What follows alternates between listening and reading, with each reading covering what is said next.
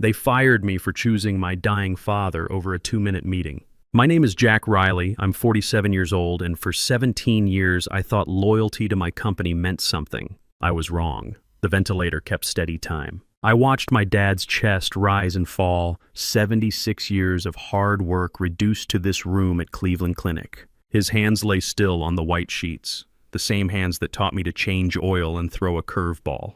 I'd been in that chair since 3 a.m. when the call came. The drive from my apartment in Lakewood had been empty highways through the old steel corridor, past the shuttered mills between Cleveland and Youngstown. Now, at 7 a.m. on a Sunday morning, just the hiss of oxygen and monitors. Those hands told a story. 43 years at Consolidated Steel in Youngstown, furnace tender to floor supervisor. Scars from molten metal, fingernails stained from industrial grease. Crooked pinky finger broken in a machinery accident, never properly set because he couldn't miss work. A man shows up, he used to say, fixing something in our garage on Saturday mornings. I was 8 when he first said it, watching him change transmission fluid in our old Chevy. He said it again when I left for the Army at 18. Said it a third time when I took the job at Bramble and Crest Logistics 17 years ago. Back then, I thought I understood what he meant. Show up for work, be reliable, do your job. But sitting in that hospital chair, watching the man who taught me everything about honor and duty fight for each breath, I finally understood the real lesson. Sometimes you have to choose which job matters most. My phone buzzed. Emergency alignment meeting. 7:09 a.m., attendance mandatory. 2 minutes notice. Sunday morning. While I sat watching my father fight for breath, I looked at the screen, then back at Dad. Gray face under fluorescent lights. Oxygen mask fogging with each shallow breath. For 17 years, I'd answered every call from Bramble and Crest. Built their scheduling systems from scratch when I started as a junior dispatcher. Worked my way up through freight coordination, operations management, finally to director of workforce orchestration. I was the guy who kept 200 trucks moving the I-80 freight corridor, routed emergency medical supplies around hurricane zones, made sure grocery stores stayed stocked during the 2020 lockdowns. I'd missed Danny's Little League championship for a hurricane emergency in Houston. Canceled 3 family vacations for critical projects that turned out to be PowerPoint presentations. Worked through Christmas dinners, Easter brunches, birthday parties. I'd given Bramble and Crest everything. Nights, weekends, holidays, family time. All because I believed showing up meant saying yes to everything. But sitting there, holding my father's hand while machines kept him alive, I realized I'd been showing up for the wrong things. The choice was simple. I typed to my team, status in hospital with Dad, log and update me if critical. Turned the phone face down. Took his hand. For 17 years, I'd been Bramble and Crest's go-to guy. The company had been different when I started. Family-owned, values-driven, led by people who understood that employees were human beings with lives outside the warehouse. Rebecca Martinez, our current COO, had been my mentor through most of that climb. Started the same year I did, worked nights dispatching while raising 2 kids alone after her husband died in Iraq. She understood the business from the loading dock up, the pressure drivers faced, the impossible schedules dispatchers juggled, the constant balancing act between operational efficiency and basic human decency. Rebecca had taught me that good logistics wasn't just about moving freight efficiently. It was about building systems that could handle crises without breaking the people who ran them. Jack, she'd told me during my first promotion to operations manager, the best companies don't just deliver goods. They deliver on promises to everyone, customers, employees, families. The minute you forget that people have lives outside these walls, you stop being a leader and start being a problem. I'd carried that lesson through my rise to director level, built schedules that accounted for family emergencies, created backup systems so no single person carried impossible loads, fought for reasonable overtime policies and genuine work-life balance. My team trusted me because I understood that reliable employees needed reliable support from management. Then Bramble and Crest got bought out by Meridian Holdings, and everything changed. The new ownership brought in Lucius Carter as CEO 18 months ago. Harvard MBA, never worked a day on a dock or behind a wheel. Everything about him screamed corporate consultant, $5,000 suits, buzzword-heavy speeches about synergies and operational excellence, casual mentions of weekend houses in the Hamptons. He'd taken over with promises to modernize our corporate culture and maximize shareholder value. What that meant in practice was longer hours, shorter notice, zero tolerance for anything that might interfere with his quarterly projections. I'd tried to work with him. When he demanded impossible delivery schedules, I'd found ways to make them work through careful planning and calling in favors from drivers and dispatchers who trusted me. When he wanted cost reductions that would compromise safety protocols, I'd found alternatives that satisfied his budget requirements without putting people at risk. When he scheduled mandatory strategy sessions on Christmas Eve, I'd shown up. But the warning signs had been building for months. 3 months before this Sunday morning, Lucius had called a 6 a.m. meeting about accountability standards. Half the management team was bleary-eyed, having driven in from suburban homes in the pre-dawn darkness to accommodate his schedule. Lucius, fresh from his personal trainer and looking like he'd stepped out of a business magazine, had lectured us about commitment to excellence. "Gentlemen," he'd said, his voice carrying that smooth confidence that came from never having been truly tested by real adversity. "Success in today's competitive marketplace requires sacrifice. If you're not willing to bleed a little for this company, maybe you're in the wrong business." Mike Stevens from Cold Chain had raised his hand. Mike was a good man. 22 years with the company, 2 kids in college, a wife undergoing cancer treatment. What about when our families need us to bleed a little for them? Lucius had smiled that cold corporate smile that never reached his eyes. "Mike, that's exactly the kind of thinking that keeps companies mediocre. Champions understand priorities. That's business 101. The room had gone quiet. Rebecca, sitting across the conference table, had given me a look that said everything about what she thought of our new CEO's leadership philosophy. I should have seen the collision coming. Lucius believed that dedication meant complete availability, that loyalty required absolute submission to corporate demands. I believed that real loyalty was earned through mutual respect, that sustainable success came from treating people like human beings rather than interchangeable resources. Looking at Dad's gray face under the fluorescent lights, I finally understood that some battles choose you. The meeting came and went. 2 minutes of theater while I sat bedside, listening to the steady rhythm of machines keeping my father alive. Later, I'd learned that others had missed it too. Marcus Williams from Western Operations, Sarah Chen from Cold Chain, even Dave Morrison, who'd taken over Tom Bradley's role in strategic planning after Tom's retirement. But when the termination memo hit the company intranet at 9:47 a.m., only one name was displayed in bold red letters across every computer screen in the building. Mine. Notice of termination, gross dereliction of duty. The subject line was clinical, the content brutal. After 17 years of building systems, managing crises, and delivering results that kept Bramble and Crest competitive in an industry that chewed up weak companies, I was being branded a deserter. Because I chose to sit with my dying father instead of joining a 2-minute meeting that could have been handled with a group text message. The memo was copied to everyone. Board members, senior management, department heads, even external stakeholders and vendor partners. Lucius hadn't just fired me, he'd made me a public example, a warning to anyone who might dare prioritize family obligations over corporate demands. 6 months earlier, at the annual recognition dinner, Lucius had stood at the podium and called me the backbone of our logistics operation. He'd praised my dedication, my reliability, my willingness to go above and beyond for the company. The whole room had applauded. My picture had appeared in the company newsletter with a quote about how dedication to excellence drives everything we do. Now that same man was using my name as a scarlet letter. I closed my eyes and thought about Dad's lessons, about showing up, about what it meant to be a man you could count on, about the difference between loyalty and servitude. Then I picked up my phone and typed 11 words that would change everything. A man's got 2 jobs. Show up for both. I chose mine. I sent it to my team chat and put the phone away. No explanation, no defense, no corporate speak about work-life balance. Just the truth, stripped down to its essence. Within minutes, the message was spreading beyond my immediate team. What happened next surprised everyone, starting with me. At Bramble and Crest, we had an unspoken hierarchy of toughness. The drivers looked up to the dispatchers who coordinated their routes and handled their problems. The dispatchers respected the operations managers who kept the whole system running smoothly. And everyone, absolutely everyone, deferred to Marcus Williams. Marcus Steele Williams, they called him, though never to his face. 15 years running Western operations, covering everything from Detroit to Denver. Former Marine drill instructor who'd done 2 tours in Afghanistan before coming home to civilian logistics work. A man who'd never shown emotion in any meeting I'd ever attended.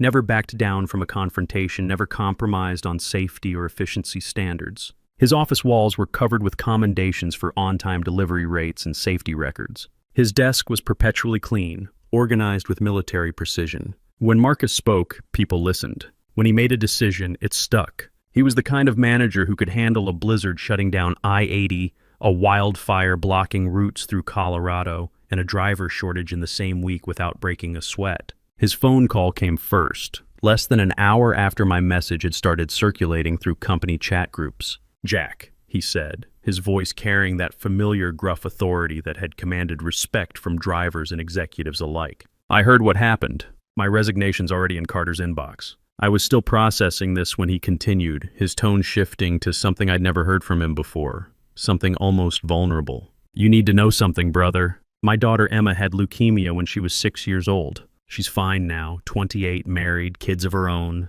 But there were months back then when I didn't know if she'd make it. Dark months when the doctors couldn't tell us anything except wait and see and hope for the best." He paused, and I could hear something crack in that iron voice. I missed one of her chemo appointments for a budget meeting. One.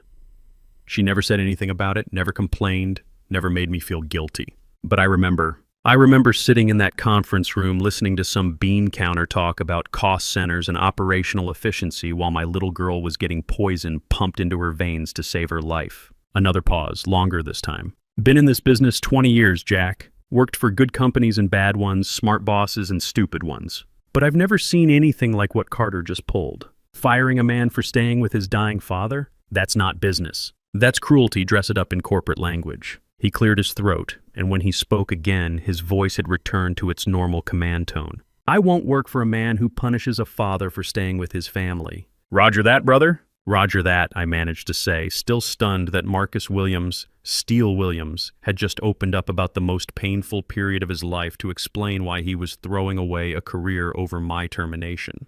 The cascade that followed was like watching dominoes fall in perfect sequence. Tom Bradley called next, 15 minutes after Marcus. Tom had been my mentor when I'd started at Bramble and Crest, the man who'd taught me everything about logistics operations and more about leadership than any business school could have provided. He'd retired 3 years ago after 42 years with the company, but he was still connected to half the industry through professional relationships and genuine friendships built over decades of honest dealing. "Son," he said, his voice gravelly from 40 years of cigarettes but steady with conviction, "my resignation went in this morning."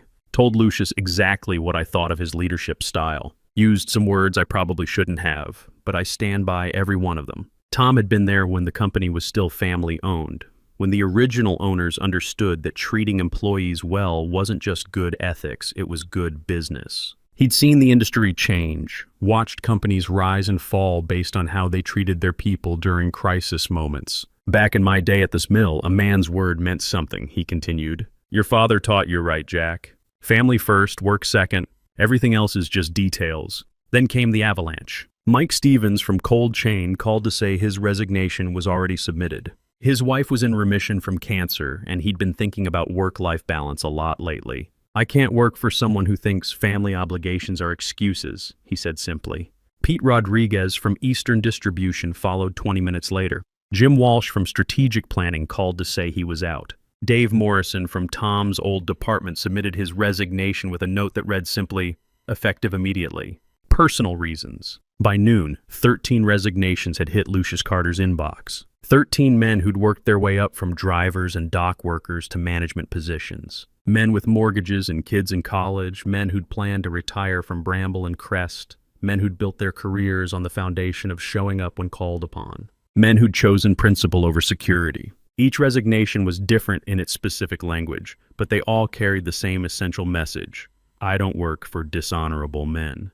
The resignation letters weren't coordinated. There hadn't been time for that. They were individual decisions made by men who'd reached the same conclusion independently, that some lines shouldn't be crossed, some principles shouldn't be compromised, some behavior shouldn't be tolerated regardless of the personal cost. My simple message: a man's got 2 jobs. Show up for both. I chose mine. Was spreading beyond our company like wildfire through dry grass. Screenshots appeared in trucking forums and logistics industry chat groups. CB radio chatter picked up the story and carried it across the interstate highway system. Someone had posted it on LinkedIn, where it was being shared by operations managers and freight coordinators across the Great Lakes region. What had started as my personal response to an impossible choice was becoming something bigger, a rallying cry for everyone who'd ever been forced to choose between work demands and family obligations, a reminder that there were still men willing to stand up for principles even when it cost them something. By 2 p.m., the company intranet was buzzing with activity that Lucius couldn't control. Drivers were printing out my message and taping it to their dashboard radios. Dispatchers had made it their computer screensavers. Someone in the main warehouse had spray-painted "A man's got two jobs" on the break room wall in letters 3 feet tall before security could stop them. The message was simple, direct, and impossible to spin. It didn't attack Lucius directly or criticize company policy. It just stated a truth that resonated with anyone who'd ever struggled to balance competing loyalties, that sometimes you have to choose what matters most. At 3:30 p.m., Lucius tried to regain control of the narrative. Every employee received a link to a live video stream. CEO address, immediate viewing required. I watched from my phone in the hospital corridor, earbuds in, as Lucius sat behind his mahogany desk looking directly into the camera. His hair was perfectly styled, his suit immaculate, his posture radiating the kind of confidence that came from never having been truly challenged by circumstances beyond his control. "We uphold standards at Bramble and Crest," he began, his voice carrying that smooth corporate authority that had impressed the board of directors when they'd hired him. Standards of performance, standards of commitment, standards of professional conduct. If you cannot meet those standards, the solution is simple: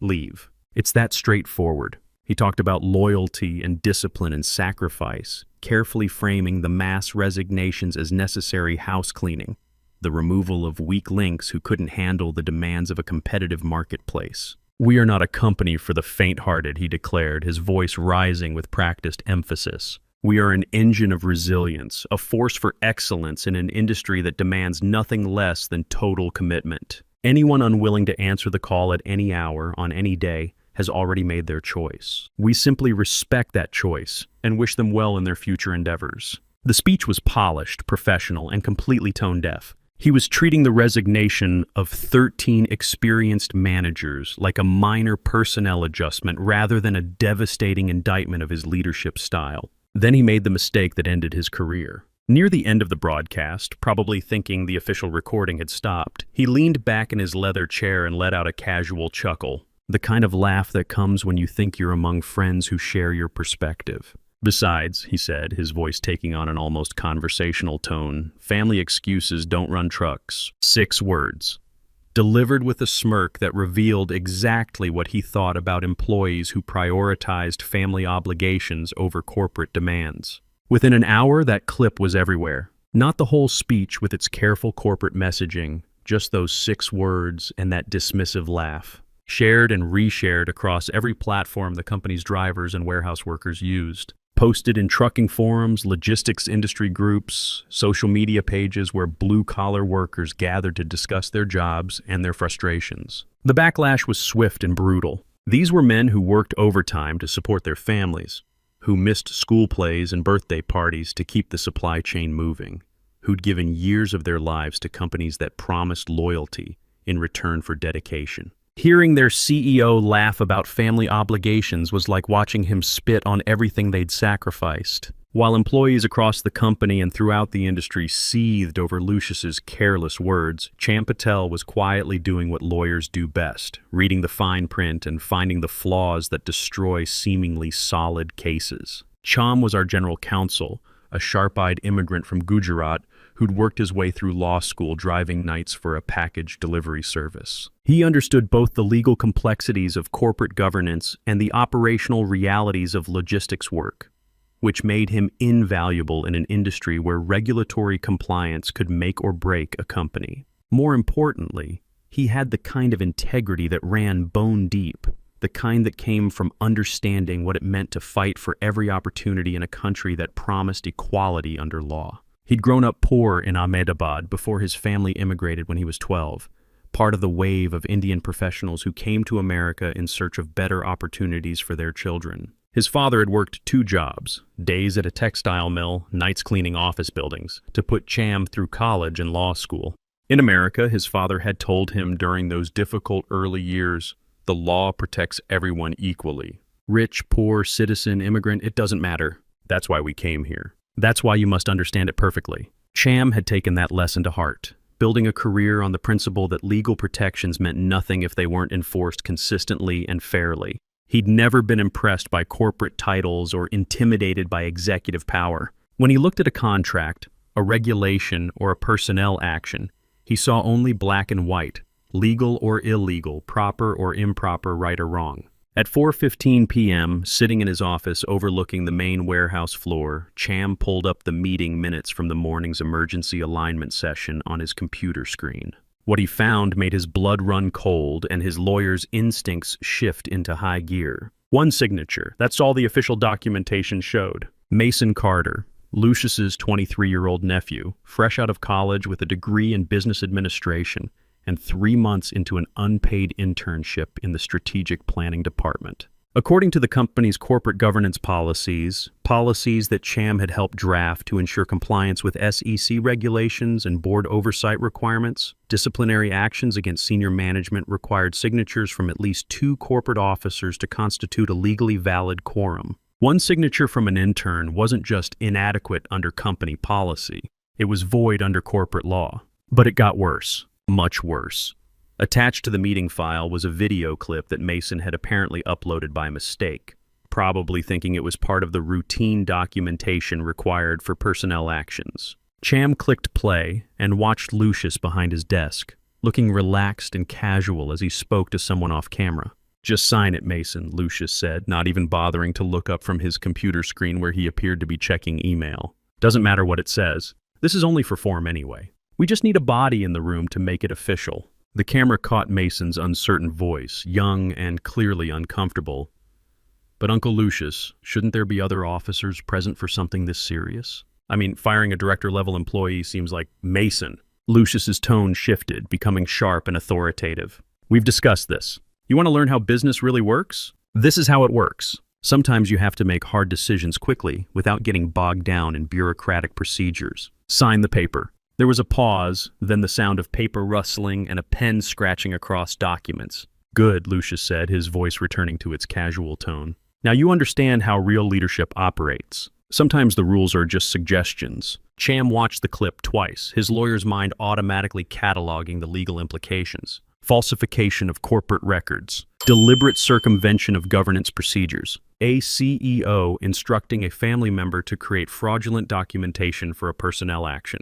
In the context of a publicly traded company with SEC oversight and shareholder accountability requirements, it wasn't just unethical, it was potentially criminal. The video was devastating evidence of deliberate procedural violations, but it was also something more.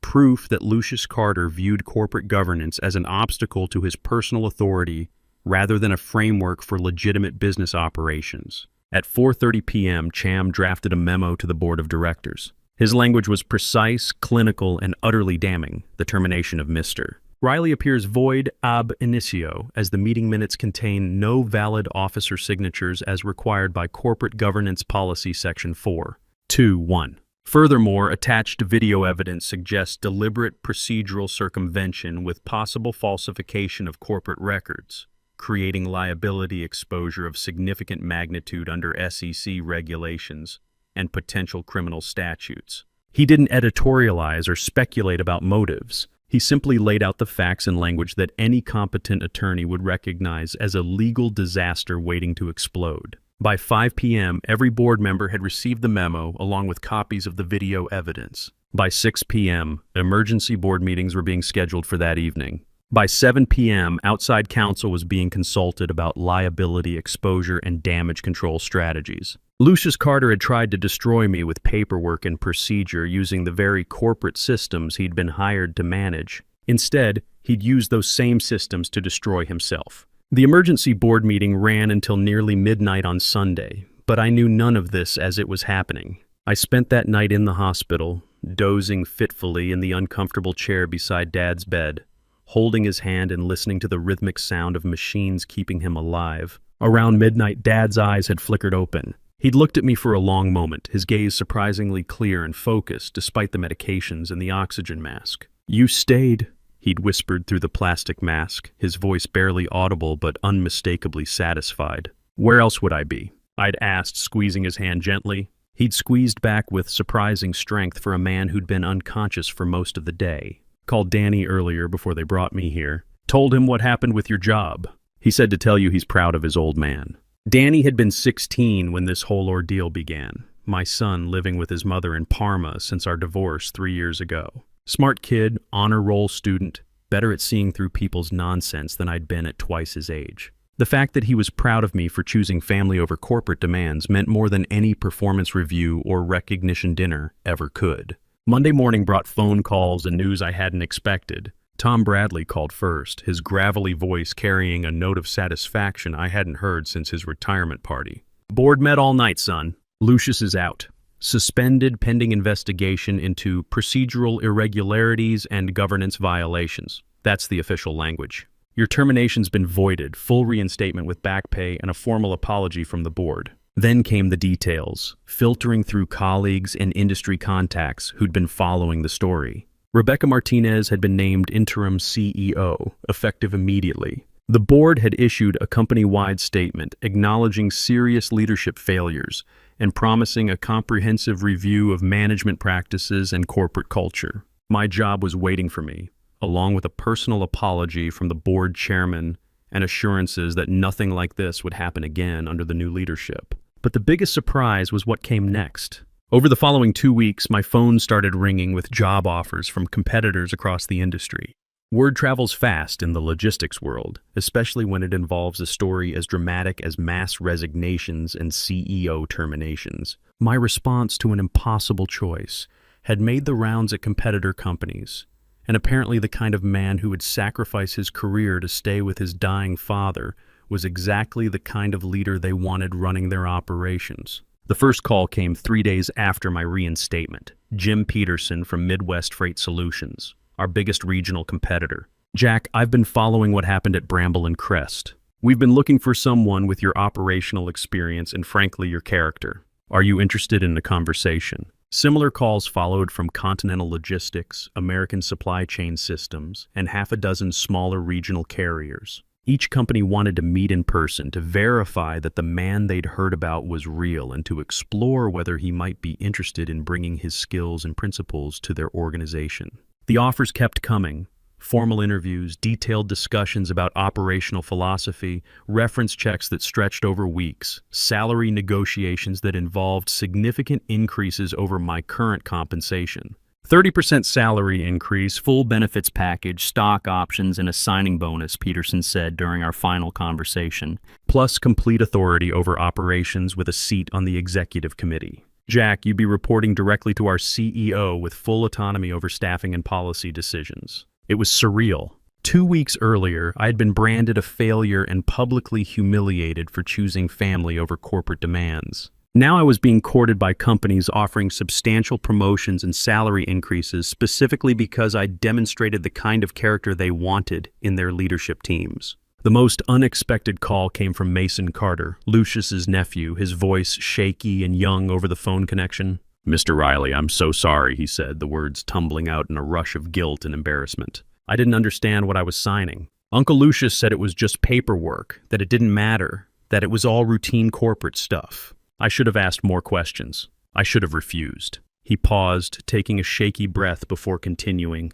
"I'm sending you the full video file of that meeting. All of it, not just the clip that got attached to the personnel records. Do whatever you need to do with it. I know it doesn't fix what happened, but maybe it'll help prevent something like this from happening to someone else." I looked at the email attachment for a long moment, nearly 20 minutes of video that would completely destroy whatever remained of Lucius Carter's professional reputation.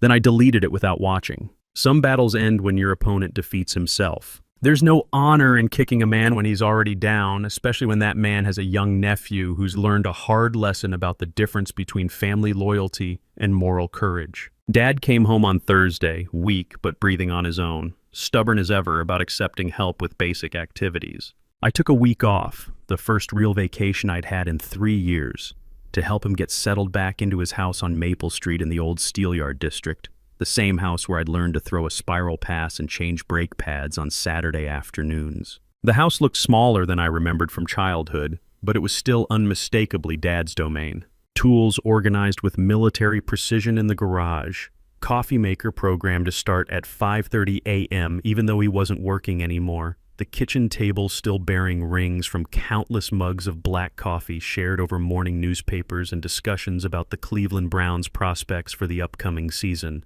We didn't talk much about what had happened at work during those first few days. Dad wasn't one for long conversations about feelings and personal revelations, and neither was I. But on Friday evening, as I was helping him organize his medications and understand the new dietary restrictions his cardiologist had imposed, he looked up at me with those clear blue eyes that had guided me through 47 years of life. "Talked to Danny while you were at the store," he said, his voice stronger than it had been since the heart attack. "Told him about what happened with your job, about the company bringing you back and all those other places wanting to hire you." "What did he say?" Dad smiled, the first real smile I'd seen since before his medical emergency. "Said he always knew his old man was tough, but he didn't know you were smart enough to know when not to fight." That hit me harder than any praise from a CEO or recognition from industry peers ever could. "He said something else too," Dad continued, his voice taking on the tone he'd used when I was young, and he had important lessons to teach. "Said he's proud that his dad knows the difference between a job and family. Said maybe when he has kids someday, he'll remember what you did and make the right choice when his time comes." He paused, looking out the kitchen window toward the backyard where he'd taught me to hit curveballs and change spark plugs. "Your mother would have been proud, son. She always said you had a good head on your shoulders, that you'd figure out what mattered most when the time came." Guess she was right. I had to look away, busying myself with organizing pill bottles that didn't really need organizing. "You did right, son," Dad continued. "A man's word to his family comes first. Everything else is just business. Took me too many years to learn that lesson myself, but you figured it out when it counted." That weekend, I made my decision about the job offers. I called Jim Peterson first. "Jim, I appreciate the offer. I really do. The salary increase, the promotion, the autonomy, it's everything I could ask for professionally." "But?" he asked, hearing the hesitation in my voice. "But I'm staying put. My team is here. The people who stood up for me when it mattered, who put their own careers on the line because they believed in doing the right thing. They deserve leadership they can trust. Rebecca Martinez is building something good at Bramble and Crest, and I want to be part of that." I made similar calls to Continental, to American Supply Chain, to all the others. Same message, delivered with the same conviction. I was staying home, staying loyal to the people who'd shown loyalty to me, staying committed to building something better rather than just taking something easier. Rebecca Martinez officially became permanent CEO 3 weeks later, after a unanimous vote of confidence from the board of directors. She'd come up through operations like me, understood the business from the ground up, and had the trust of employees at every level of the organization. Her first company-wide meeting was different from anything we'd experienced under Lucius or any of the previous corporate leadership. No grand conference room with mahogany tables and leather chairs. No PowerPoint presentations about quarterly projections and market positioning. Instead, she set up in the main warehouse, speaking to assembled groups of drivers, mechanics, dispatchers, and office staff all gathered together on the concrete floor where the real work of the company got done. "Look, we screwed up," she began, her voice carrying across the concrete space without the aid of a microphone or the barrier of corporate formality. "We let leadership forget that you're people with families and responsibilities, not just employee numbers on spreadsheets. We let someone turn this company into a place where doing your job well wasn't enough, where you had to choose between work and family to prove your dedication." She paused, looking directly at a group of drivers in the back who'd known her since her days dispatching night routes. "That's not happening again. Not on my watch. When your kid's sick, you go. When your parent's in the hospital, you go. When your family needs you, you go. When we need you here for legitimate business emergencies, you show up. Simple as that. We succeed by treating each other like human beings." Her first official policy memo landed in everyone's inbox that afternoon. Family emergency leave protocol. Immediate supervisor authorization sufficient. No advance notice required for medical emergencies involving immediate family members. No penalty for prioritizing family obligations during genuine crisis situations. It was exactly the kind of policy that should have existed all along. The kind that recognized that employees were whole human beings with complex lives rather than corporate resources to be deployed at will. Of the 13 men who'd resigned in solidarity with my termination, 11 came back within a month of Rebecca's appointment as permanent CEO. Marcus Williams returned first, his simple email to Rebecca reading, "If Jack Riley's staying and you're serious about changing the culture, I'm staying too." The others followed, one by one, as they became convinced that the company was genuinely committed to operating differently. Two chose to stay gone. Tom Bradley remained in retirement, though he sent a handwritten note saying he was proud of how things had turned out and that maybe there was hope for corporate America after all.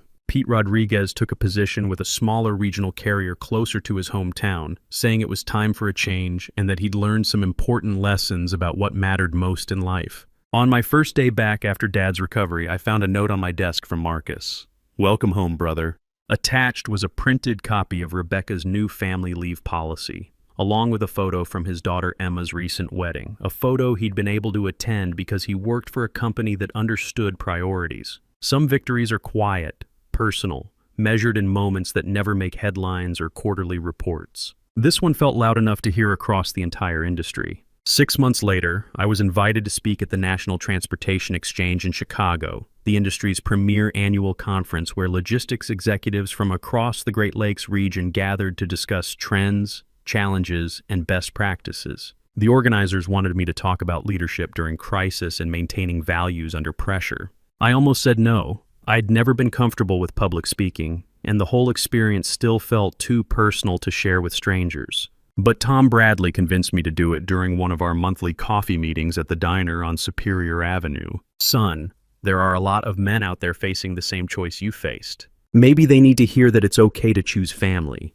Maybe they need permission to be human." The room at the Palmer House was packed with logistics executives, operations managers, and freight coordinators from companies across the industrial Midwest. I kept my remarks simple, direct, avoiding the corporate speak and management buzzwords that usually filled conference presentations. I told them about that Sunday morning in the hospital, about the choice between a 2-minute meeting and a lifetime of regret, about the difference between loyalty and obedience, between showing up and being present. "A man's got 2 jobs," I said, looking out at hundreds of faces that understood the weight of that responsibility. "Show up for work and show up for the people who matter. Sometimes you can do both. Sometimes you can't. But when you can't, remember which job you can't replace." I talked about the 13 men who'd resigned rather than work for someone who punished family loyalty, about companies that succeed by treating employees as whole human beings rather than disposable resources, about the false choice between career success and family responsibility. The response was immediate. Not just applause, but nods of recognition. Quiet conversations breaking out as men shared their own experiences with impossible choices. During the break, a line formed of people wanting to share their stories. Missed birthdays, skipped anniversaries, choices they'd made that they couldn't take back. As I was leaving the conference, a young manager from a shipping company in Dallas stopped me in the hallway. He couldn't have been older than 30, wearing a wedding ring and that particular exhaustion that comes from trying to build a career while maintaining a family. "Mr. Riley," he said, "I've got a 2-year-old daughter. My wife's been asking me to promise I won't miss her birthday next month for a work conference in Los Angeles. After hearing you speak, I know what my answer's going to be." He shook my hand firmly. "Some meetings can wait. Birthdays can't." That conversation made the whole experience worthwhile. One man, one choice, one family that wouldn't have to wonder if they mattered. Today marks 2 years since that Sunday morning in the hospital. Dad is doing well, still stubborn, still insisting he doesn't need help with everything, but stronger. His cardiologist says he's exceeded all expectations for recovery. We have dinner every Sunday now, a tradition that started in that ICU and continues at his kitchen table, usually after Browns games when the weather's good enough for him to complain about their coaching decisions. Danny graduated high school last month as valedictorian, 2 years after this whole ordeal began. He's headed to Ohio State on a partial academic scholarship, planning to study engineering. His graduation speech mentioned learning about integrity from watching his father make hard choices. I had to step outside during that part. Bramble and Crest is thriving under Rebecca's leadership. The company runs more efficiently than ever, but it runs on trust instead of fear, on planning instead of crisis management. Employee turnover is down 60% from Lucius's tenure. Customer satisfaction scores are the highest in company history. We're winning contracts not because we're cheaper, but because our reputation for reliability means something to clients who need to know their freight will be handled by people who care about the work they're doing. Last month, we landed the biggest account in company history, a 5-year deal with a major retailer worth $80 million. The deciding factor wasn't our technology or our pricing structure. It was our reputation for consistency and our track record of delivering on promises. "We know your people will show up," their operations vice president told Rebecca during the contract signing. In this industry, that matters more than saving a few percentage points on shipping costs. Lucius Carter disappeared from the logistics industry after his termination became permanent. Last I heard, he was consulting for tech startups in Silicon Valley, far away from any business where people count on each other to show up when it matters. Mason transferred to a different company in a different industry and, by all accounts, is learning to ask better questions before signing documents that affect other people's lives. The 13 men who stood up when it mattered, we still get together for beers when we're in the same city, a brotherhood forged in principle that tends to last. Marcus Williams got promoted to vice president of operations under Rebecca's leadership. Mike Stevens beat his wife's cancer and learned to prioritize family time. Tom Bradley enjoys retirement and sends Christmas cards with updates about his grandchildren. My phone still buzzes with urgent requests and emergency meetings. But now I know the difference between urgent and important, between a crisis and theater. And when that phone buzzes at 7 a.m. on a Sunday morning, I check it twice before I move, because a man's got 2 jobs. And I plan to show up for both. The choice between work and family isn't always clear-cut. Most of the time, you can find ways to handle both responsibilities without sacrificing either. But when life forces you to choose, when the stakes are real and the decision matters, you learn what you're really made of. I learned that loyalty is a two-way street. That real leadership means creating systems that don't force impossible choices. That companies succeed when they remember that employees are human beings with lives that matter beyond quarterly earnings reports. But mostly, I learned that Dad was right all along. A man shows up. The trick is knowing where you're needed most. What do you do when someone challenges your principles? How do you handle it when you're forced to choose between competing loyalties? Share your thoughts below, and if this story resonated with you, pass it along to someone who might need to hear it. Sometimes the most important lesson isn't about climbing the ladder faster. It's about knowing when to stop climbing and start living.